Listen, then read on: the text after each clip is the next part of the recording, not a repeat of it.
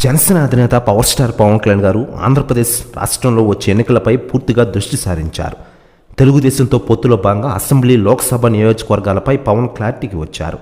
ఇప్పటికే ఈ విషయంపై టీడీపీ అధినేత చంద్రబాబు గారితో చర్చించారు పవన్ కళ్యాణ్ గారు. పొత్తులో భాగంగా జనసేనకు 28 అసెంబ్లీ, 2 లోక్సభ స్థానాలకు ఇచ్చేందుకు అంగీకారం జరిగిందనే ప్రచారం గట్టిగా జరుగుతోంది. ఇకపోతే ఏ మేరకు పార్టీకి చెందిన కీలక నేతలతో పవన్ భేటీ అవుతున్నట్లు తెలుస్తోంది. ఏ నియోజకవర్గాలకు జనసేన కేటాయించబోతున్న విషయంలోనూ పవన్, చంద్రబాబు చర్చించుకుని ఒక క్లారిటీకి వచ్చారట. దీనిలో భాగంగా జనసేనకు పొత్తులో భాగంగా ఇచ్చే స్థానాలు ఎవరిని అభ్యర్థులు నియమించాలనే విషయంపై పవన్ దృష్టి సారించారు. ఇకపోతే ఈ మేరకు జనసేన అభ్యర్థులు పోటీ చేయబోయే నియోజకవర్గాల్లో పరిస్థితి ఏ విధంగా ఉంది, ఆ నియోజకవర్గాల్లో ఏ పార్టీ బలంగా ఉంది, జనసేన తరపున ఎవరిని అభ్యర్థిగా బరిలోకి దింపితే విజయం ఖాయమనే విషయాలపై పవన్ చర్చించినట్లు ప్రస్తుతం వైరల్ అవుతోంది ఒక న్యూస్. ఇదిలా ఉండగా ఆంధ్రాలో పవన్ కళ్యాణ్ గారికి ఎంత క్రేజ్ ఉందో ఢిల్లీలో కూడా అంతే రకంగా క్రేజ్ అయితే ఉంది. ఇటీవల జరిగిన పార్లమెంటు సమావేశంలో పవన్ కళ్యాణ్ గారి పేరు రాగానే పార్లమెంట్ దద్దరిల్లిందట.